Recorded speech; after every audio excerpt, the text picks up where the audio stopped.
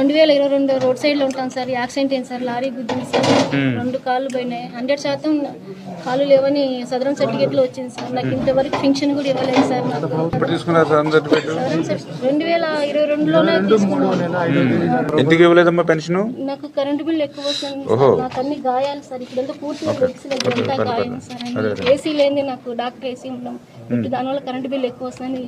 ఈ జగన్మోహన్ రెడ్డి గారు వచ్చిన తర్వాత ఏం చేశాడంటే ఇట్లా అర్థం లేనిటువంటి నిబంధనలన్నీ పెట్టి దగ్గర 8 లక్షల పింఛన్లు తీసేశారు. ఇది ఇప్పుడు చంద్రబాబు నాయుడు గారు దృష్టిలో ఉన్నారు.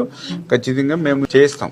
న్యాయం అయితే జరుగుతుంది 100%. ఖర్చులైంది సార్. నాకు నెల్లూరులో బొల్లైన హాస్పిటల్ ఉంది సార్. నాకు సీఎం ఆఫీస్ పంపించండి. కాన్షియన్సీ అన్నగారు నమస్తే అన్న. నమస్తే, బాగున్నారా? ఏం లేదు, కొద్ది పాపం ఈ శోభ అని మన నెల్లూరు రూరల్ అంటండి. కాకపోతే కరెంట్ బిల్ ఉందని చెప్పేసి ఈవిడికి పెన్షన్ లేదు. అప్పుడు 2022 నుంచి